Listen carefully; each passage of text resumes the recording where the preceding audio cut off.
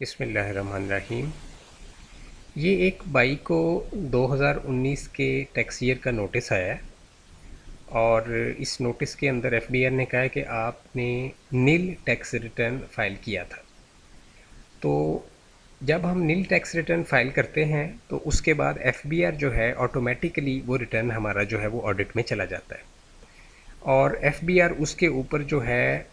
Basically with holding taxes کی بیس کے اوپر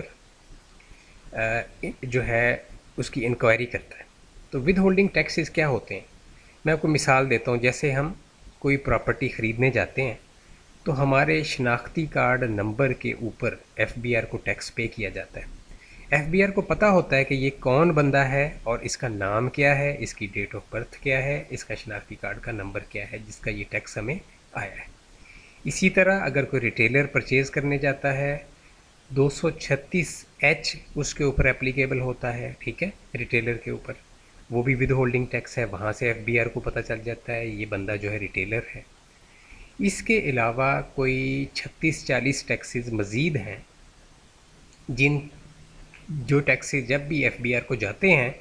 تو ان کے ساتھ آپ کے شناختی کارڈ کا نمبر جو ہے وہ ایف بی آر کو جاتا ہے۔ تو یہ چیز کلیئر کر لیں، چاہے آپ جاب کر رہے ہیں، کوئی آپ پراپرٹی خریدنے جا رہے ہیں، پراپرٹی بیچنے جا رہے ہیں، ریٹیلر کا کام کرتے ہیں، آپ کی معلومات آلریڈی ایف بی آئی کے پاس موجود ہیں، ٹھیک ہے۔ ان معلومات کی بیس کے اوپر ایف بی آر آپ کو اس طرح کی ایک سالڈ جو ہے لیگل ڈاکومنٹ بھیجتا ہے جس میں یہاں پہ نیچے جو ہے پوری ڈیٹیل لکھی ہوئی ہے کہ فلاں آپ نے پراپرٹی پرچیز کی ہے، فلاں آپ نے چیز جو ہے اس کا ود ہولڈنگ آپ کا کٹا ہے، فلاں آپ ریٹیلر کا کام کرتے ہیں، جو بھی آپ کی ایکٹیویٹیز ہیں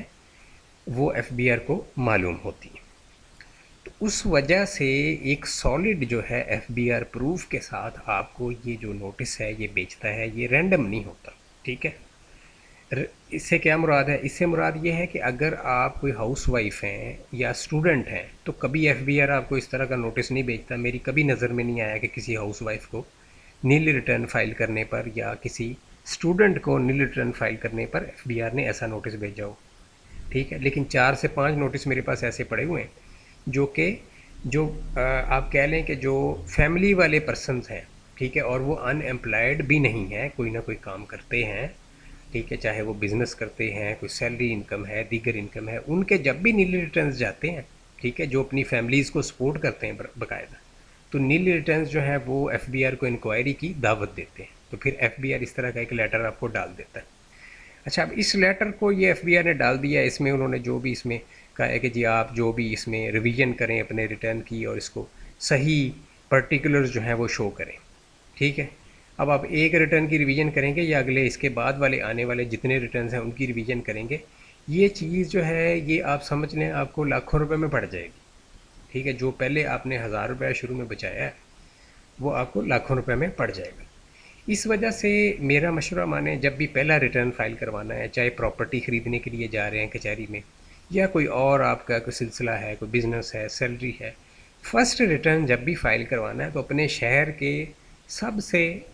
جو بہترین ٹیکس کنسلٹنٹ ہے اس سے جا کے کروائیں، ٹھیک ہے۔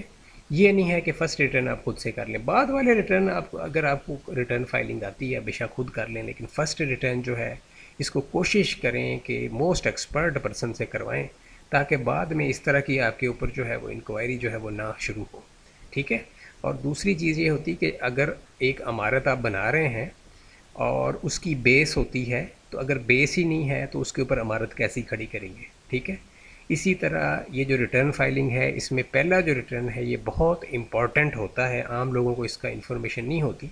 کہ پہلے ریٹرن میں اگر ہم کوئی پراپرٹیاں ڈکلیئر کرتے ہیں تو ایف بی آر کویسچن نہیں کرتا کہ یہ کہاں سے آئی ہیں، ٹھیک ہے، مگر اگر ہم سیکنڈ یا تھرڈ ریٹرن میں کوئی پراپرٹی ڈکلیئر کرتے ہیں تو ایف بی آر 100% کویسچن کرتا ہے کہ یہ پراپرٹی کہاں سے آئی۔